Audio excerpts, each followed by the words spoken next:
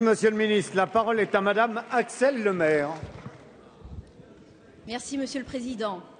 Mes chers collègues, j'associe à cette question ma collègue Corinne Erel pour m'adresser à Madame la ministre déléguée chargée des petites et moyennes entreprises, de l'innovation et de l'économie numérique.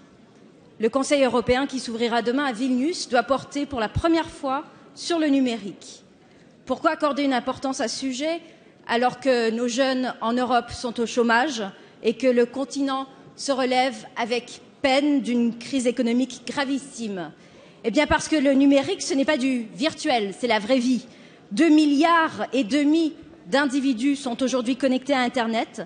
Pendant cette seule question, 1,5 million de contenus créateurs de valeur seront partagés sur le seul Facebook. 408 millions d'emails seront envoyés. Et surtout, le numérique concerne 530 000 salariés dans l'Union européenne et l'on sait de manière certaine que ce secteur est en forte croissance et qu'il crée des emplois.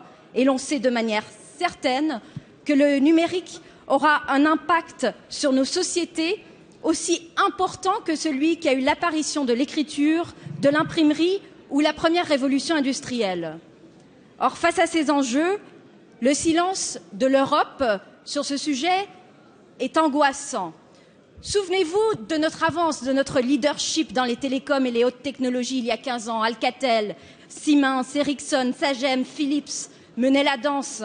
Depuis, les géants du net américains se sont imposés et ont imposé leurs règles en bafouant parfois les nôtres, notamment dans le domaine de la protection des données personnelles des citoyens et de la sécurité de nos entreprises.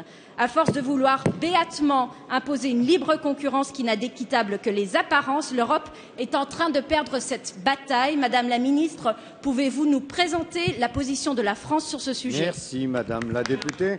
La parole est à Madame la ministre déléguée chargée des petites et moyennes entreprises, de l'innovation et de l'économie numérique. Merci Monsieur le Président, Mesdames et Messieurs les députés. Madame la députée Axelle Lemaire, vous avez raison de rappeler que le constat que nous devons dresser aujourd'hui en matière de politique européenne du numérique, c'est un constat d'échec. Alors même que nous nous étions fixés en 2000 un projet ambitieux, celui de faire de l'Europe le continent numéro 1 en matière d'économie de la connaissance, c'était la stratégie de Lisbonne, et bien force est de constater que nous avons échoué. Et aujourd'hui, quand nous regardons avec lucidité où en est l'économie numérique en Europe, il est vrai que le constat que nous pouvons dresser est un constat d'échec. Pourtant, nous avons eu des succès. Nous avons réussi à construire des réseaux à haut et très haut débit, à des prix extrêmement faibles pour les consommateurs. Nous avons soutenu l'effort de recherche et développement partout en Europe. Mais il est vrai, nous avions en 2000 6 constructeurs de téléphones mobiles en Europe, qui représentaient 55% du marché. Aujourd'hui, avec le rachat de Nokia par Microsoft, nous n'en avons plus un seul. Et je ne parle pas des difficultés rencontrées par les équipementiers de réseaux de télécom. Donc face à cela, la France a effectivement proposé à l'Europe de réagir. Et c'est la position que le président de la République va porter demain auprès de ses homologues lors du Conseil européen.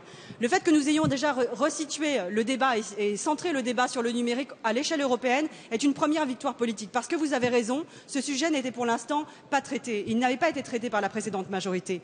Et pour la première fois, nous allons proposer à nos homologues les moyens de nous donner une véritable ambition en matière de numérique. Alors c'est vrai, l'Europe a raté le virage de l'Internet 2.0 et des smartphones et des tablettes, mais elle peut encore être au centre des prochaines révolutions numériques en gagnant la bataille de l'innovation, notamment en matière de traitement massif des données, en matière de l'informatique en nuage ou des objets connectés. Et aujourd'hui, dans la compétition mondiale en cours, tous les acteurs, vous l'avez dit, utilisent les failles de nos systèmes réglementaires pour en tirer des avantages indus. La France souhaite ouvrir la discussion sur la régulation des plateformes, de certains géants du net, et rétablir l'équité fiscale entre acteurs du numérique. C'est une grande ambition que nous souhaitons porter pour la France.